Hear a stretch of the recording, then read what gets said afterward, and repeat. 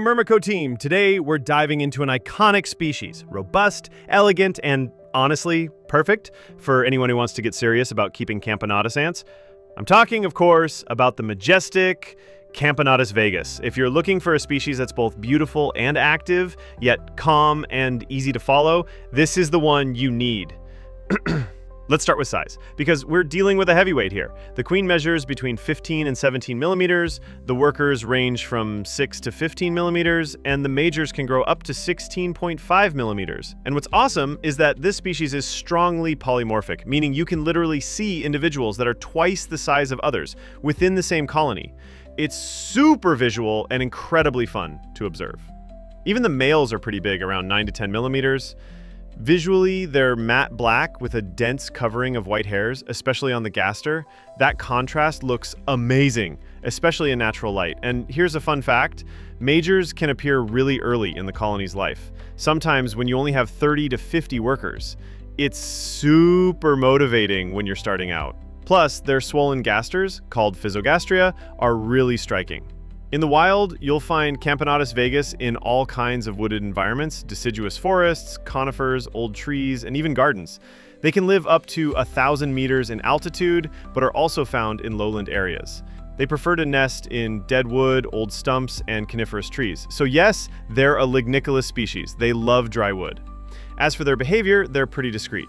The workers usually forage alone, sometimes venturing up to 20 meters from the nest. They're calm but active, and you'll often see them engaging in trophallaxis, exchanging food mouth to mouth.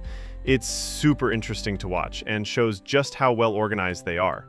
Colonies can grow up to 10,000 individuals, so you've got a long and fascinating journey ahead once they get going. When it comes to food, they're opportunists. In the wild, they feed on dead insects, larvae, caterpillars, and of course honeydew.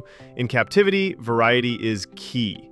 Offer different types of insect protein like fruit flies or small crickets, and rotate your sugar sources regularly. Homemade pseudo-honeydews work great, and it's good to switch them up to keep the colony interested. Now, about nuptial flights. Those happen between April and June, depending on the region, and they're usually pretty low profile. And let's talk about founding, because that's the tricky part. They're independent and claustral, which means the queen seals herself off and raises her first generation alone. But it's a slow and delicate process. Usually you'll get 5 or 6 workers in the first generation, so patience is key. You'll want to set her up in a classic test tube setup, about 18 to 20 millimeters in diameter, in total darkness with no vibrations at all. Temperature-wise, Camponotus vagus loves warmth. They're a thermophilic species. The sweet spot is between 20 and 27 degrees Celsius. But here's something important. They absolutely need a proper diapause, even if your room or climate doesn't get very cold.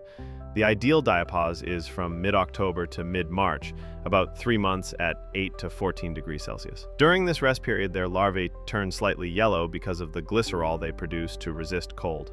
Totally normal. Once your colony is ready to move out of the founding stage, you can house them in a cellular concrete, cement, or wood nest. But be careful with the type of wood because yes, this species is a digger. They can chew through wood, plaster, even soft concrete, so make sure your setup is dig-proof. A terrarium setup can work too, and don't forget, always provide a source of water in the foraging area. In terms of humidity, they prefer 20 to 50% max in the nest. Any higher and it could affect their health seriously. One quick note on queens: this species is monogyne, meaning one queen per colony, and no cases of pleomorphosis or polygyny have been observed. So there you have it. Camponotus vagus is incredibly popular, and for good reason. They're easy to keep as long as their needs are respected, and once they get past that first year, their growth picks up speed. This is clearly one of the best Camponotus species for serious beginners. And even though they're impressively large, they're gentle, visually stunning, and they move with real grace. They're captivating to watch without being stressful to manage. The perfect combo for any ant enthusiast. And that's it for this full care guide on Camponotus vagus. If you've stayed with me all the way to the end of this video, just type VAGUS in the comments. That way, I'll know you're one of the real fans out there.